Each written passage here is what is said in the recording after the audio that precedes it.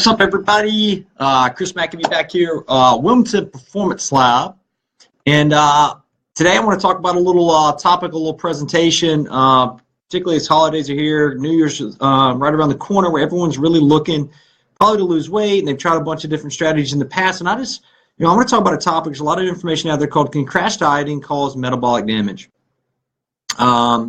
If you look around, there's a lot of discussion in the fitness industry about whether crash dieting can cause metabolic damage. So in this presentation, I'm going to take on this interesting topic and try to separate myth from reality, fact from fiction, and also teach you why crash diets might be linked to struggling to maintain your weight in the future, or any weight loss that you have, making it that much more difficult for you to maintain that weight loss. So we're going to cover that a little bit tonight. And hopefully it pays off. We're going to try to break this down actually a little bit over the next couple of weeks so the videos aren't as long. We want to try to accommodate and begin to track calories in and why that's really, really difficult for people, and see if we can help people come up with a simpler process for tracking this. So here's a couple scenarios that you guys out there who will listen to this may sound familiar. If it does, this is perfect. Tonight's presentation, the one we'll have next Monday, kind of wrap things up, will be perfect for you. So an example of something like this is that someone who works out regularly and still is struggling to lose weight. You eat carefully, you're not losing weight even though you feel like you're doing everything right. So if that's something that sounds like you, we want to cover some of this and why that may be happening in tonight's presentation. Also, with this, we want to talk a little bit about, for this, you may have felt like something like, man, when I was younger, I could eat anything and felt like I could lose weight and be successful. And that's something a lot of people talk about, and we want to kind of explain why that may be happening. The other thing, hey, maybe you were losing weight at the beginning of a weight loss program, but recently you're kind of stuck. You're working out as hard as ever. You're just as diligent, but it seems like all progress has stopped and you've kind of hit a plateau. Again, if these are things that sound like scenarios that you've kind of run into, then tonight's presentation will be perfect for you. And so, again, if you feel like you put in a great amount of effort, things you used to do in the past, you're not getting as lean or all that, you may be asking, is my metabolism damaged? We want to cover that. And one of the key questions or topics we're going to go on is that can months or years of dieting do some kind of long-term harm to the way the human body processes food? Well, the answer is not exactly. There is some things that happen there. We'll go over some studies down the road in next week's presentation. But there is some things that do change in our body which can make that more difficult. So first things first, let's break down what is metabolism, how does it all work, and what needs to happen in order to make that a reality. So basically we want to talk about the energy balance equation. And with this, it's kind of like the laws of physics still applies. And how this works is that you need a certain amount of energy in the form of calories, food that you eat, in order to stay alive, as well as to move around. And you get energy from the food that you eat, or you can retrieve it from the stored energy in your body, or an example like your fat tissue. And in theory, if you eat less energy than you expend, you should lose weight. And on the opposite side of that, if you eat more energy than you expend, you should gain weight. So, another simple way to explain this is that changes in body stores is equal to how you balance energy in minus energy out. Now, for a lot of people, it may seem like, I think I'm doing that. I think I've got it all set, and the math doesn't seem to add up. So in this, that kind of relationship between energy in and out, it's the energy balance equation. It's the most commonly accepted model for calculating a person's energy balance and how much weight they'll lose or gain over time. And while the equation determines body weight, it doesn't tell us much about other factors that lead to weight loss and changes in body composition. And those could be things like sex hormone levels, testosterone, progesterone, estrogen levels. How are those in your body? Macronutrient intake, especially protein. So how do you derive your calories? Is it primarily carb focused? Is it primarily fat focused? Protein rich? Is it balanced? It doesn't go into effect of exercise style, which plays a role, exercise frequency, exercise intensity, your age, medication use. There's a lot of contraindications with medications and weight loss. Genetic predisposition, we're all different and unique individuals, and how our body processes and burns energy. And there's so many other things we can get into: thyroids, digestive health, you name it. There's a ton of factors that go into this, but we want to try to make this as simple to understand as possible. So, with all this, understandably, people can get really frustrated and confused with the energy balance equation when the numbers don't seem to add up or the results don't match their expectations. So it feels like, hey man, I've been working out 5 days a week, I've been eating 1,200 calories, and I've hit a wall, and it feels like everything I'm doing, nothing's happening, nothing's moving. I've heard that many, many, many times before. I mean, it just seems like the numbers don't add up. And reality is, a lot of times this happens, and it's not that the energy balance equation is wrong or a myth, and nobody's body simply just defies the laws of physics, even though it seems like that sometimes. The reality is that the equation is much more complicated than it sounds, and it's not a linear equation. It is not an addition, subtraction, equals. It's really much more like a complicated physics, and then changes in one variable lead to changes in other variables. So we want to kind of go over to that. And so it's not just energy in, energy out in that linear fashion like a lot of people want to make it out to be. And again, the reality is that energy in, one of the components, is a lot trickier than you think. And so we're going to cover real quick reasons why calculating calorie intake is really hard to nail down precisely. And so if you're worried about calories in and tracking calories, weighing and measuring, there's a couple things I really want you to know. Number one is that calorie counts and labels are not precise, and they're not extremely accurate. The reality is that the method for tracking calories in a food goes back over 100 years in calorimetry, where they would burn the food and look at the colors and the heat and all that produced, and would calculate how many calories it would take to consume that.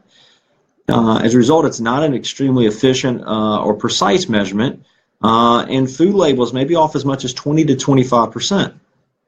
So what you think you may be eating could be 20 to 25% higher and or 20 to 25% lower.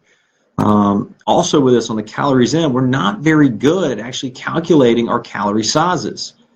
And so what is a small apple versus what is a large apple, right? What is a 1 cup serving, what may be 1 1/4 cup, 1 1/2 cup? What is a 1 tablespoon versus what's 1 1/2 tablespoon, or a heaping tablespoon? And so meal over meal, day after day, we may be a little bit off in our calculations of really trying to dial in of what our true calorie intake is. So that's one thing we want you to think about.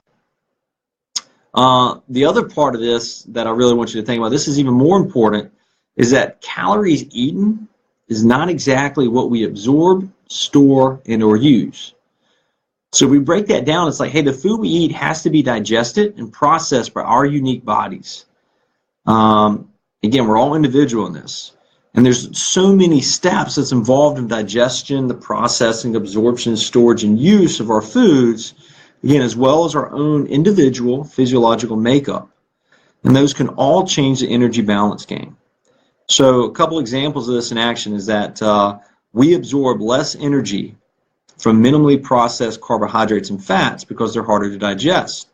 So that is to say that hey, we will absorb less of the energy from broccoli than we will from instant oatmeal. The reason for that is that it takes a lot of work for our body to actually process that broccoli, rather than the middle or the fast ready to go oatmeal, instant oatmeal. Most of the digestion, the process has already taken place, and our body can very quickly assimilate and break that food down and absorb the energy from that food. So that's one example. Another example is that, hey, raw peanuts, we will absorb far fewer calories from the raw peanuts than we will from peanut butter.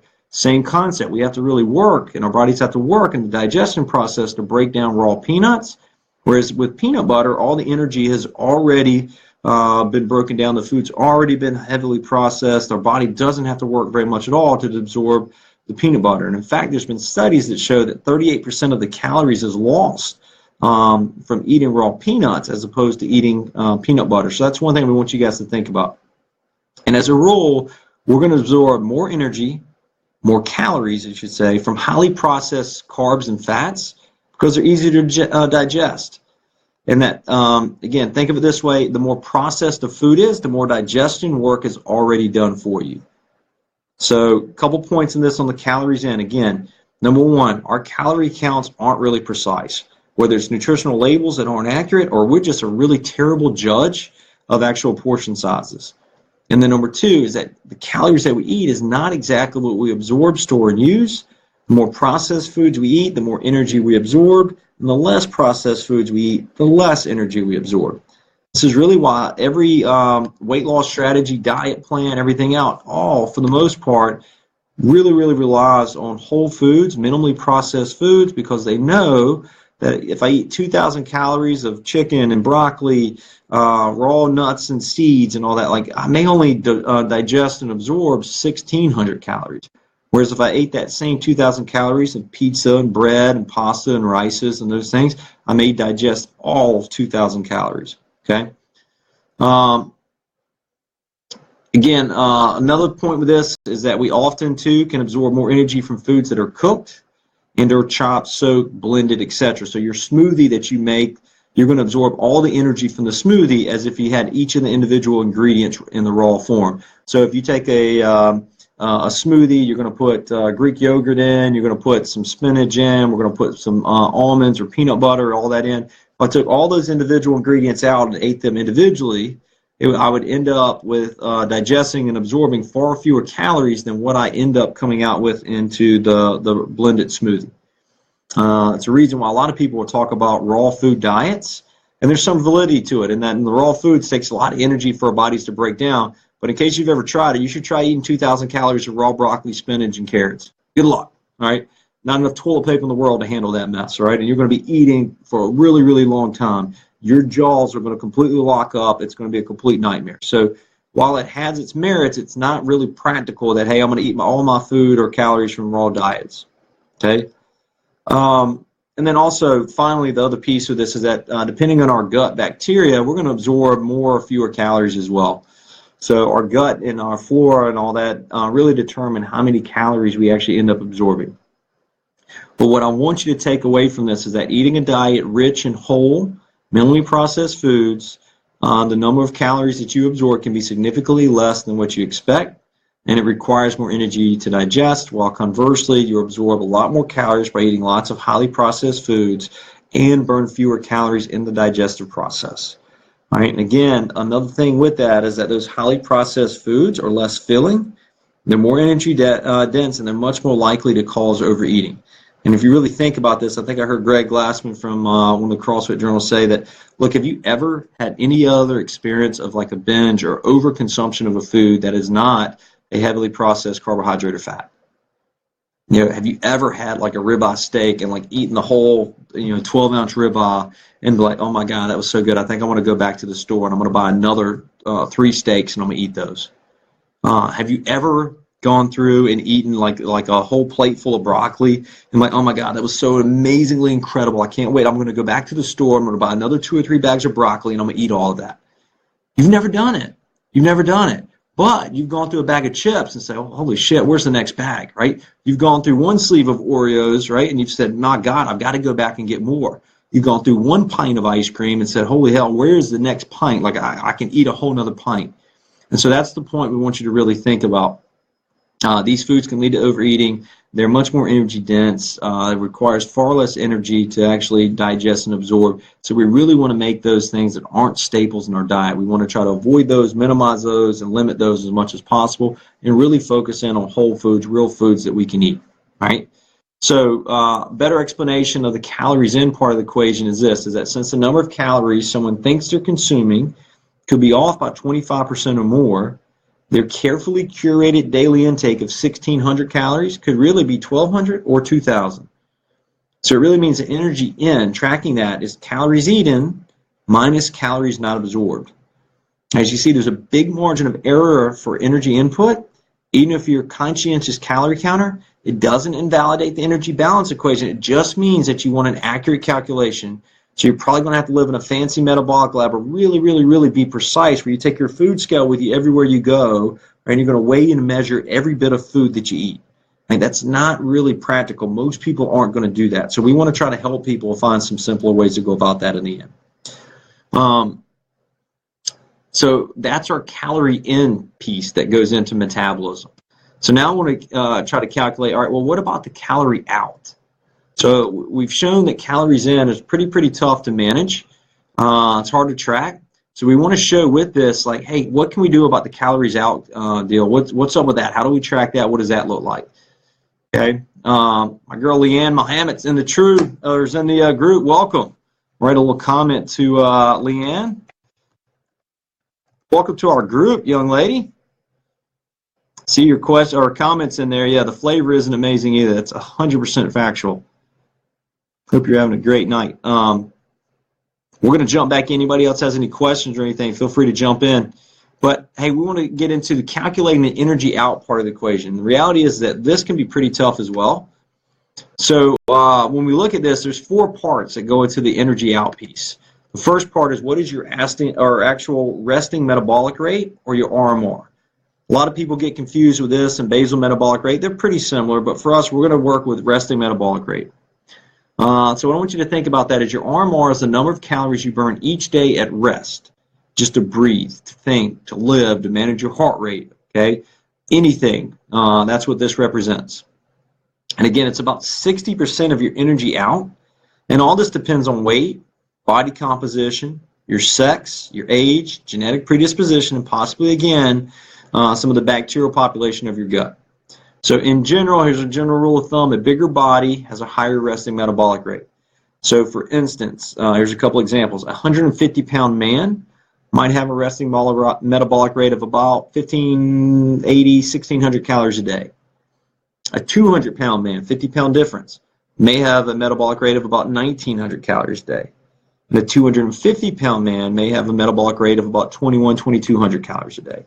So bigger bodies in general have a higher metabolic rate. There's some formulas which I could share with y'all to kind of, I'll put in here with our post of kind of how do you calculate RMR if anybody wants to try to do this on your own. It's not extremely sexy, but if it's something you want, you guys can do it. Also, there's some sites that you guys can jump into that would make this a little bit easier for y'all to track. But I'm going to post that in here, males and females. See if y'all want to do some math in there. Post it in the comment section. So try that there if you want on your own. But just in general, again, bigger bodies, bigger metabolic rates. Again, resting metabolic rate varies up to 15% from person to person. So for an example, if you're that 200-pound guy with a resting metabolic rate of about 1,900 calories, another guy just like you on the next treadmill, right, might burn 286 more or fewer calories each day with no more or less effort, okay? So those are things we want you guys to think about, is that there's some variability in metabolic rate. The second part in calories out is called the thermic effect of eating, TEE. So it may surprise you, but look, it takes energy to digest food. Digestion is an active metabolic process.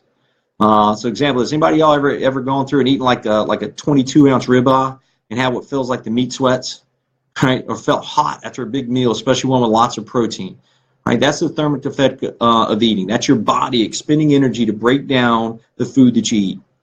And the thermic effect of eating is the number of calories you burn by eating, digesting, and processing your food, which represents about 5 to 10% of your energy out. And in general, you're going to burn a lot more calories in your effort to digest and absorb protein. About 20 to 30% of its calories is lost in the digestion process. Carbs, you'll lose 5 to 6%. And fats, you may only lose 3%. Again, the more minimally processed any of the foods are, the more calories you will expend digesting those foods. So again, broccoli requires a lot more energy to break down than the instant oatmeal that you eat and consume. The instant oatmeal will have a much lower thermic effect of eating, while broccoli will have much higher. Again, the highest food group is protein. 20-30% of the calories eaten is lost in the digestion process. That's why almost every single fucking weight loss program is high on protein. There's a reason for it. If you eat 2,000 calories a day and 20% of it's lost in the thermic effect of eating, right, that's a big number that's lost. There's a lot of food that you're eating and calories you're not absorbing. So that's why every diet and weight loss plan out there is high on protein. And I'm going to give you maybe an example of all this that down the road that we'll partner in with this. So Another thing I want to share with y'all, number 3 for calories out, number 3 of 4 is your physical activity. This is your exercise. Exercise is going to cover, probably depending on what exercise you're doing, probably another 10 to 20% of your calories out piece of the equation. So I want you to think of this as that the calories you burn from purposeful exercise, such as going to the gym, weightlifting, walking the loop, riding a bike, any of those things, but it's long-term or consecutive minutes spent exercising. And again, how much energy you expend through physical activity will change depending on how much you move, the intensity of the movement, and the duration. And then the bigger piece on this also is that bigger bodies, again, burn more calories in workouts. So this is something that's really, really important when tracking weight loss for the long haul. If you started at 250 pounds, right, in your workout, you're going to burn a lot of calories. As you drop body weight, your body in the same exact workout, same duration, intensity, all that will burn fewer calories. So I've got another link that I'm going to share here with y'all that in this presentation that y'all can look up. This is from Harvard Health. This is at 3 different body weights. How many calories will you burn in a 30-minute workout? This is something that, it's pretty, it goes through literally everything you could do from a physical activity standpoint. I don't care if it's a workout, it's gardening, it's sex, whatever you want. Like, it's on there on that list. 30 minutes at 3 different body weights. How many calories can you expect to burn during that activity? Okay. The fourth and final piece of calories out is your what's called NEAT, or non-exercise activity thermogenesis. This is the calories you burn through fidgeting, staying upright, walking to a copy machine, walking to the bathroom. Like, it's non-structured movement throughout your day. And again, this varies from person to person, but the more of it you do, the better. So these are things that that we want to talk about.